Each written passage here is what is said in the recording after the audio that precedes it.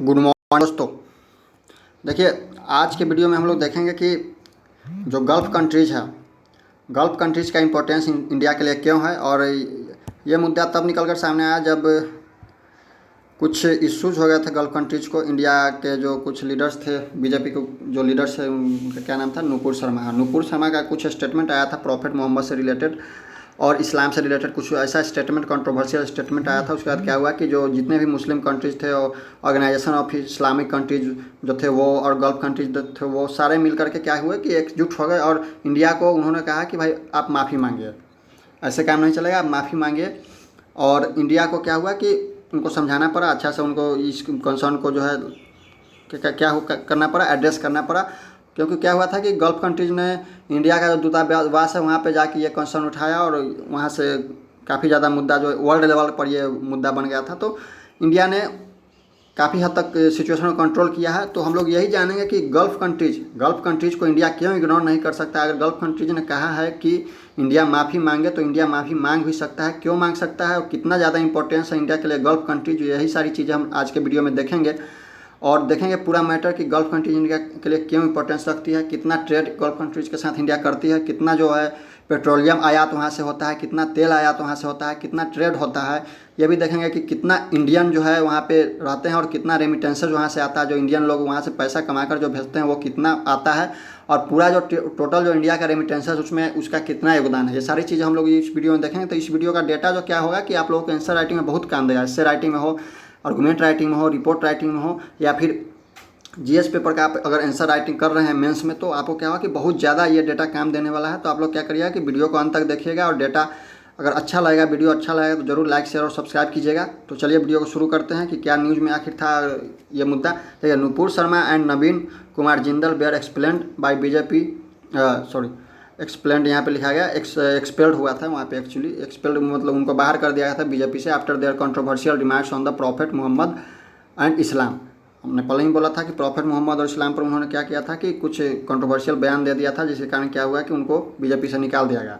तो the demand of the Gulf countries to public apology from India and BJP action against its leaders underlines the significance of the Gulf countries for India. देखिए, Gulf countries ने क्या कहा कि India को कहा कि आप पब्लिकली रूप से क्या कीजिए कि आप अपॉलॉजी कीजिए, माफ़ी मांगिए हम लोगों से, ताकि हम लोगों को एक संतुष्टि मिले।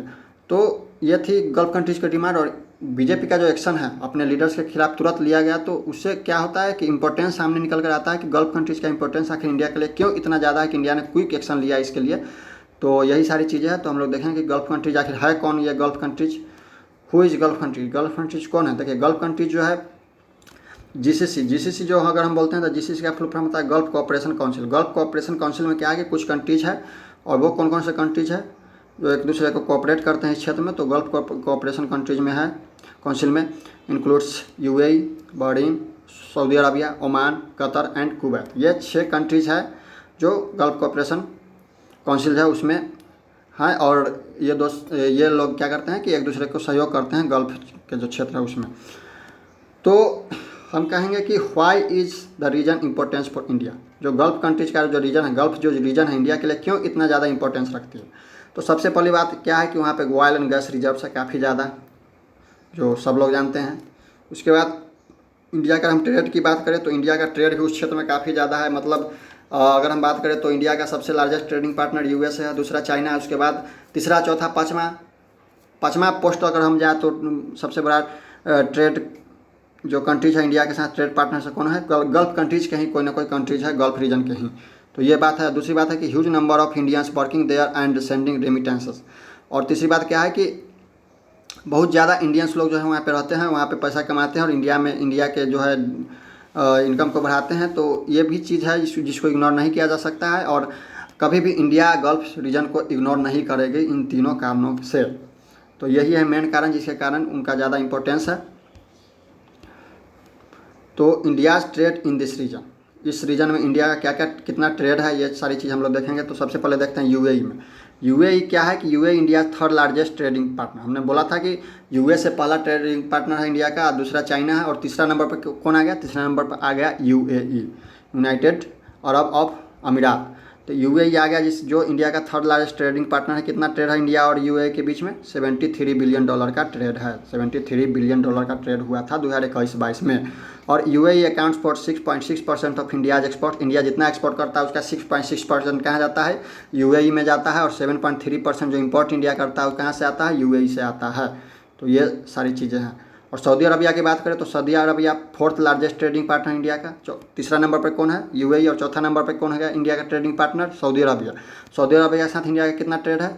$43 बिलियन का ट्रेड है। $43 बिलियन का ट्रेड हुआ है 2021-22 में।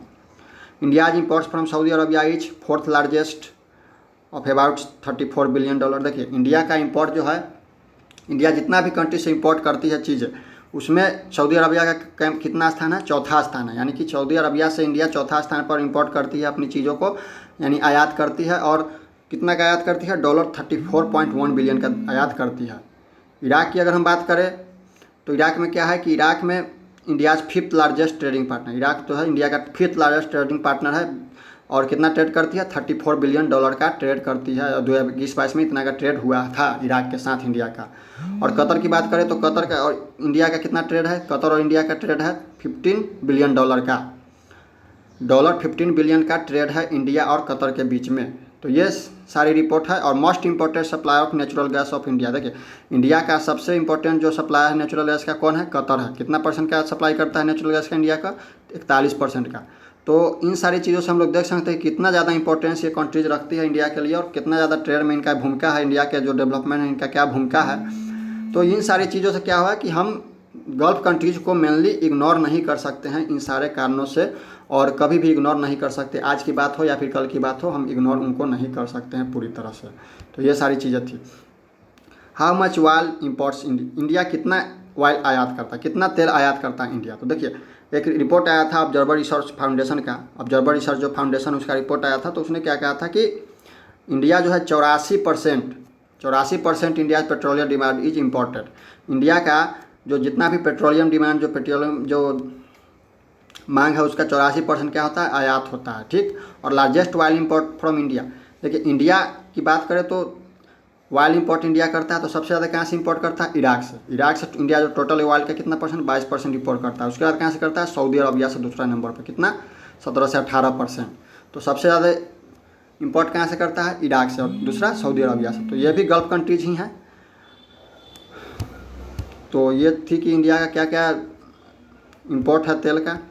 और आगे हम लोग देखेंगे कितना ज़्यादा इंडियन वहाँ पे काम करते हैं, कि कितना ज़्यादा इंडियन वहाँ पे काम करते हैं कि ये मुसीबत आया कि भाई हम इसको इग्नोर नहीं कर सकते। देखिए नॉन रेसिडेंस इंडियन की बात करें तो इंडिया में वहाँ पे 13.4 मिलियन नॉन रेसिडेंस इंडियन है। यूएई में 3.42 मिलियन। सऊदी अरबिया में बात करें तो 2.6 मिलियन का जो ट्रेड है, 2.6 मिलियन का, सॉरी 2.6 मिलियन का ट्रेड नहीं, 2.6 मिलियन इंडियन वहाँ पे रहते हैं नॉन रेसिडेंस इंडियन। और कुवैत की बात करें तो 1.03 मिलियन वहाँ पे रहते हैं। टोटल कितना एनआरआई रहते हैं? 13.4 मिलियन जो नॉन रेसिडेंट इंडियन जो है वहाँ पे रहते हैं, गल्फ़ जो क्षेत्र है, गल्फ़ कंट्रीज है वहाँ पे। तो सबसे पहले हम लोग ये समझेंगे कि नॉन रेसिडेंस इंडियन कौन है, और पीआईओ कौन है, पर्सन ऑफ इंडियन ओरिजिन कौन है, ये सारी चीज़ हम देखेंगे। तो देखिए नॉन रेसिडेंस इंडियन का ये मतलब होगा कि जो व्यक्ति इंडिया में जन्म लिया, इंडिया का नागरिक वो अभी भी है, लेकिन वो काम करने के लिए, कमाने के लिए टेम्प्रोरी बेसिस पे कहाँ रह रहा है? विदेश में रह रहा है, जैसे गल्फ़ कंट्रीज में रह रहा है। तो उसको हम लोग क्या बोलते हैं? नॉन रेसिडेंस इंडियंस, NRI बोलते हैं। और पीआईओ कौन है? पीआईओ, देखिए पीआईओ का मतलब है person of Indian origin. Person of Indian origin का यह मतलब होगा कि वो व्यक्ति क्या था कि इंडिया में जन्म लिया था, वो इंडिया में जन्म लिया था, लेकिन अभी क्या है कि किसी दूसरे कंट्री का उसको नागरिकता उसने ले लिया है, और इंडिया में उसको क्या है? पीआईओ कार्ड जो एक होता है, पीआईओ कार्ड जो बनता है, जो पर्सन ऑफ इंडियन ओरिजिन के लिए, वो उसके पास है। पीआईओ कार्ड या फिर OCI कार्ड उसको बोलते हैं, और ओवरसीज सिटीजन ऑफ इंडिया। तो वो कार्ड उसके पास है, वो इंडिया में आके रह सकता है, तो उसको हम लोग पीआईओ बोलते हैं। तो NRI की बात करें तो NRI जो है गल्फ रीजन में कितना है? NRI जो है गल्फ रीजन में है 13.4 मिलियन। और NRI और पीआईओ दोनों करके मिला दे तो टोटल 32 मिलियन जो है लोग वहाँ पे, इंडियन लोग वहाँ पे रहते हैं, NRI और पीआईओ दोनों को मिला करके। अब हम यह देखें कि कितना रेमिटेंसेज वहाँ से आते हैं, जो कमाते हैं वहाँ के लोग कितना ज़्यादा वहाँ से भेजते हैं। तो देखिए पहला जो रिपोर्ट क्या है कि वर्ल्ड बैंक का रिपोर्ट है 2020 का, कि इंडिया जो receives largest remittances in the world. India जो है पूरे वर्ल्ड में सबसे ज़्यादा रेमिटेंस जो है क्या करता है, रिसीव करता है। यानी पूरे वर्ल्ड में सबसे ज़्यादा जो विदेश में रह के कमाने वाले लोग जो है कहाँ के हैं, इंडिया के लोग जो विदेश में रह के कमाते हैं और इंडिया को पैसा भेजते हैं, तो उसको हम लोग रेमिटेंसेस बोलते हैं। तो सबसे ज़्यादा इंडिया ये चीज़ रिसीव करता है। कितना ज़्यादा करता है, तो $83.15 बिलियन, जिसको हम लोग 83 बिलियन डॉलर लिख सकते हैं आंसर में, कोई दिक्कत नहीं है। तो $83.15 बिलियन जो है 2020 में इंडिया ने रिसीव किया रेमिटेंसेस। और आरबीआई का डेटा क्या कहता है कि आरबीआई का डेटा कहता है कि more than half of the total Indian remittances come from the Gulf countries. देखिए ये कितना ज़्यादा इंपॉर्टेंट है, इसीलिए तो हम कह रहे हैं कि गल्फ कंट्रीज को हम ऐसे ही इग्नोर नहीं कर सकते हैं। कोई भी मुद्दा अगर होता है तो उनको कॉन्फिडेंस में लेना बहुत ज़रूरी है, नहीं तो वो लोग अगर एक्शन ले लेंगे इंडियन जो रेसिडेंट्स है उनके खिलाफ़, तो काफ़ी ज़्यादा दिक्कत हो जाएगी। और हम तो ये कहेंगे कि इंडिया जो है क्या, इंडिया एक कंट्री है और इंडिया किसी के बाप का नहीं है। इंडिया जो है हर एक जनता का है। तो ऐसे रिमार्क्स देना किसी भी धर्म के खिलाफ़ ये सही नहीं है, चाहे वो कोई भी हो, चाहे वो नेता हो, चाहे वो पॉलिटिशियन हो, चाहे वो हम ही क्यों ना हो, सभी। देखिए इंडिया एक सेकुलर कंट्री है, इंडिया एक सेकुलर कंट्री। इंडिया में जो है सेकुलरिज्म का कॉन्सेप्ट बहुत पवित्र है, बहुत ज़्यादा पवित्र है। और सेकुलरिज्म का ये मतलब हुआ कि आप किसी भी धर्म पर क्या करेंगे कि अटैक नहीं करेंगे। भाई अटैक क्यों करिएगा, कि हर एक धर्म का अगर हम ईटा को ही पूछते हैं उससे आपको क्या मतलब है। अगर हम ईटा को पूछते हैं तो पूछते हैं, ये मेरा बिलीफ है कि हम ईटा को पूछते हैं, तो आपको उससे क्या दिक्कत है, आप इस पर क्यों कमेंट करेंगे।